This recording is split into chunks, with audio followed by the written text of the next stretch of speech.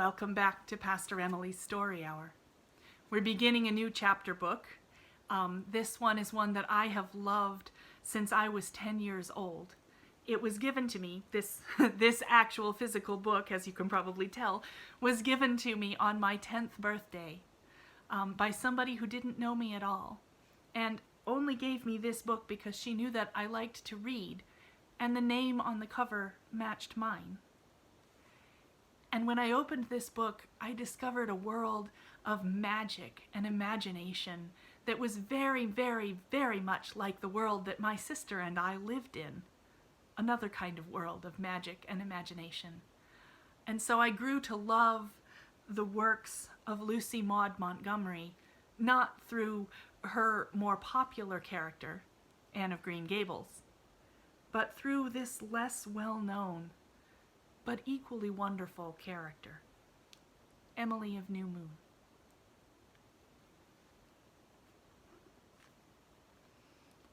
Emilie of New Moon by L.M. Montgomery. Chapter 1. The House in the Hollow. The house in the hollow was a mile from anywhere, so Maywood people said. It was situated in a grassy little dale, looking as if it had never been built like other houses, but had grown up there like a big brown mushroom. It was reached by a long green lane, and almost hidden from view by an encircling growth of young birches. No other house could be seen from it, although the village was just over the hill. Ellen Green said it was the lonesomest place in the world, and vowed that she wouldn't stay there a day if it wasn't that she pitied the child. Emilie didn't know that she was being pitied, and didn't know what lonesomeness meant. She had plenty of company. There was Father, and Mike, and Saucy Sal. The Wind Woman was always around, and there were the trees, Adam and Eve, and the rooster pine, and all the friendly lady birches. And there was the Flash, too. She never knew when it might come, and the possibility of it kept her athrill and expectant. Emilie had slipped away in the chilly twilight for a walk.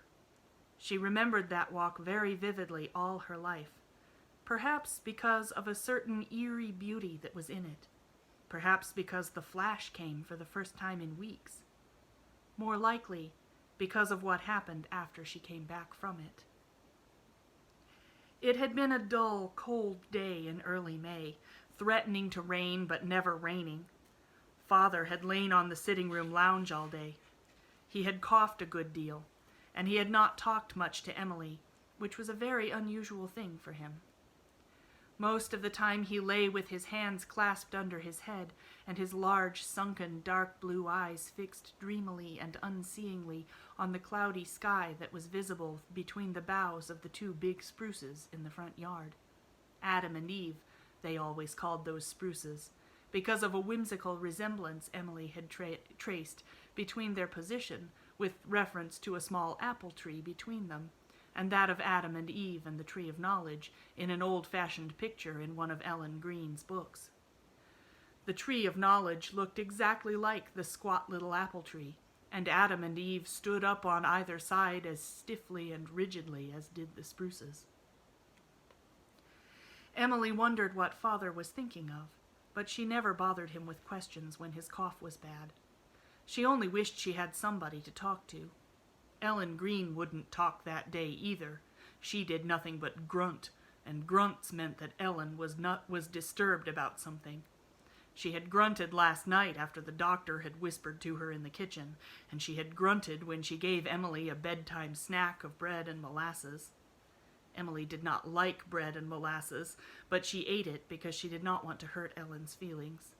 It was not often that Ellen allowed her anything to eat before going to bed, and when she did, it meant that for some reason or other she wanted to confer a special favor. Emilie expected the grunting attack would wear off overnight, as it generally did, but it had not, so no company was to be found in Ellen. Not that there was a great deal to be found at any time. Douglas Starr had once, in a fit of exasperation, told Emilie that Ellen Green was a fat, lazy old thing of no importance, and Emilie, whenever she looked at Ellen after that, thought the description fitted her to a hair. So Emilie had curled herself up in the ragged, comfortable old wing chair and read the Pilgrim's Progress all the afternoon. Emilie loved the Pilgrim's Progress. Many a time had she walked the straight and narrow path with Christian and Christiana, although she never liked Christiana's adventures half as well as Christian's. For one thing, there was always such a crowd with Christiana. She had not half the fascination of that solitary, intrepid figure who faced all alone the shadows of the dark valley and the encounter with Apollyon. Darkness and hobgoblins were nothing when you had plenty of company, but to be alone, oh, Emilie shivered with the delicious horror of it. When Ellen announced that supper was ready, Douglas Starr told Emilie to go out to it. "I don't want anything tonight. I'll just lie here and rest, and when you come in again, we'll have a real talk, Elfkin." He smiled up at her, his old beautiful smile, with the love behind it, that Emilie always found so sweet. She ate her supper quite happily, though it wasn't a good supper. The bread was soggy, and her egg was underdone, but for a wonder she was allowed to have both Saucy Sal and Mike sitting one on each side of her, and Ellen only grunted when Emilie fed them wee bits of bread and butter. Mike had such a cute way of sitting up on his haunches and catching the bits in his paws, and Saucy Sal had her trick of touching Emilie's ankle with an almost human touch when her turn was too long in coming. Emilie loved them both, but Mike was her favorite. He was a handsome dark gray cat with huge owl-like eyes, and he was so soft and fat and fluffy. Sal was always thin. No amount of feeding put any flesh on her bones. Emilie liked her, but never cared to cuddle or stroke her because of her thinness. Yet there was a sort of weird beauty about her that appealed to Emilie. She was gray and white, and very sleek, with a long pointed face, very long ears, and very green eyes. She was a redoubtable fighter, and strange cats were vanquished in one round. The fearless little Spitfire would even attack dogs and rout them utterly. Emilie loved her pussies. She had brought them up herself, as she proudly said. They had been given to her when they were kittens by her Sunday school teacher. "A living present is so nice," she told Ellen, "because it keeps on getting nicer all the time." But she worried considerably because Saucy Sal didn't have kittens. "I don't know why she doesn't," she complained to Ellen Green. "Most cats seem to have more kittens than they know what to do with." After supper, Emilie went in and found that her father had fallen asleep. She was very glad of this. She knew that he had not slept much for 2 nights, but she was a little disappointed that they were not going to have that real talk. Real talks with father were always such delightful things. But next best would be a walk, a lovely all-by-your-lonesome walk through the gray evening of the young spring. It was so long since she had had a walk. "You put on your hood and mind you scoot back if it starts to rain," warned Ellen. "You can't monkey with colds the way some kids can." "Why can't I?" Emilie asked rather indignantly. Why must she be debarred from monkeying with colds if other children could? It wasn't fair. But Ellen only grunted. Emilie muttered under her breath for her own satisfaction, "You are a fat old thing of no importance," and slipped upstairs to get her hood, rather reluctantly, for she loved to run bareheaded. She put the faded blue hood on over her long, heavy braid of glossy, jet-black hair and smiled chummily at her reflection in the little greenish glass. The smile began at the corners of her lips and spread over her face in a slow, subtle, very wonderful way, as Douglas Starr often thought. It was her dead mother's smile, the thing that had caught and held him long ago when he had first seen Juliet Murray. It seemed to be Emily's only physical inheritance from her mother. In all else, he thought, she was like the stars. In her large purplish-gray eyes with their very long lashes and black brows, in her high white forehead, too high for beauty, in the delicate modeling of her pale oval face and sensitive mouth, in the little ears that were pointed just a wee bit to show that she was kin to the tribes of Elfland. "I am going for a walk with the Wind Woman, dear," said Emilie. "I wish I could take you too. Do you ever get out of that room, I wonder? The Wind Woman is going to be out in the fields tonight. She is tall and misty, with thin, gray, silky clothes blowing all about her, and wings like a bat's, only you can see through them, and shining eyes like stars looking through her long, loose hair. She can fly, but tonight she will walk with me all over the fields. She's a great friend of mine, the Wind Woman is. I've known her ever since I was 6. We're old, old friends. But not quite so old as you and I, little Emilie in the glass. We've been friends always, haven't we?" With a blown kiss to little Emilie in the glass, Emilie out of the glass was off. The Wind Woman was waiting for her outside, ruffling the little spears of striped grass that were sticking up stiffly in the bed under the sitting-room window, tossing the big boughs of Adam and Eve, whispering among the misty green branches of the birches, teasing the rooster pine behind the house. It really did look like an enormous, ridiculous rooster with a huge, bunchy tail and a head thrown back to crow. It was so long since Emilie had been out for a walk that she was half crazy with the joy of it. The winter had been so stormy and the snow so deep that she was never allowed out. April had been a month of rain and wind, so on this May evening she felt like a released prisoner. Where would she go? Down the brook, or over the fields to the spruce barrens? Emilie chose the latter. She loved the spruce barrens, away at the further end of the long sloping pasture. That was a place where magic was made. She came more fully into her fairy birthright there than in any other place. Nobody who saw Emilie skimming over the bare field would have envied her.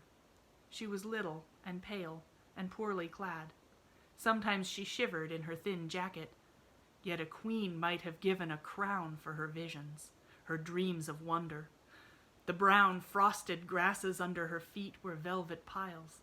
The old, mossy, gnarled, half-dead spruce tree under which she paused for a moment to look up into the sky was a marble column in a palace of the gods. The far, dusky hills were the ramparts of a city of wonder. And for companions, she had all the fairies of the countryside, for she could believe in them here. The fairies of the white clover and satin catkins, the little green folk of the grass, the elves of the young fir trees, sprites of wind and wild fern and thistledown. Anything might happen there. Everything might come true. And the barrens were such a splendid place in which to play hide and seek with the Wind Woman. She was so very real there.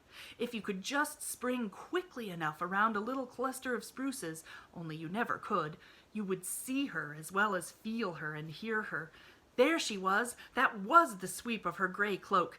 No, she was laughing up in the very top of the taller trees, and the chase was on again, till, all at once, it seemed as if the Wind Woman were gone, and the evening was bathed in a wonderful silence. And there was a sudden rift in the curdled clouds westward, and a lovely, pale, pinky green lake of sky with a new moon in it.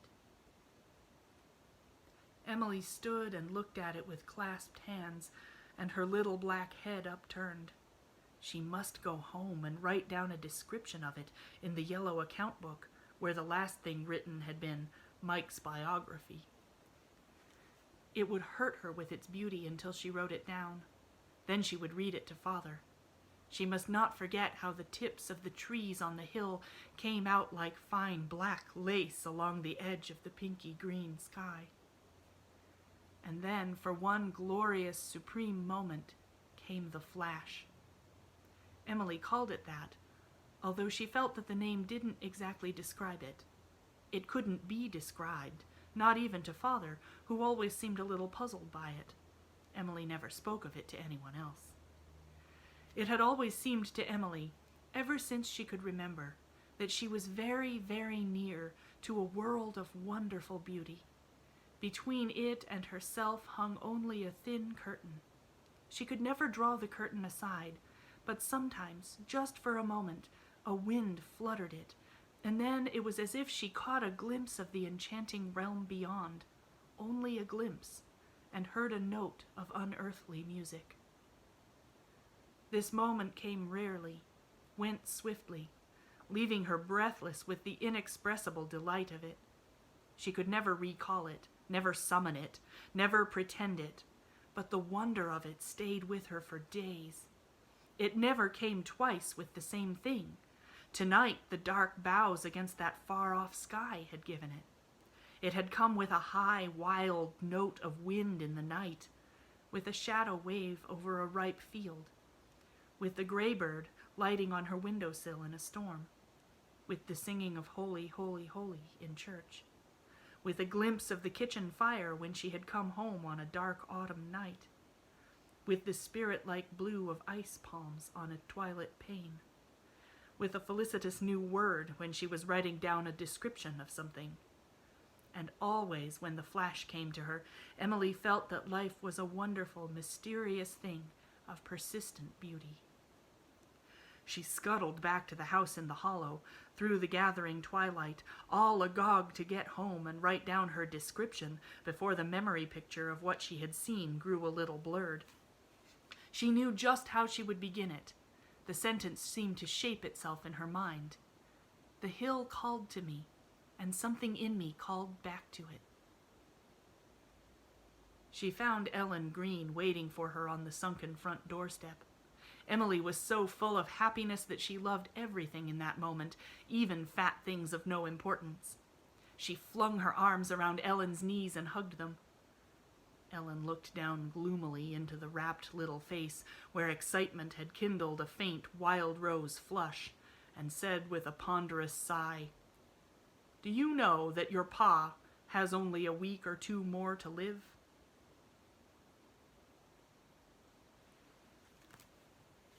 Come back tomorrow for Chapter 2.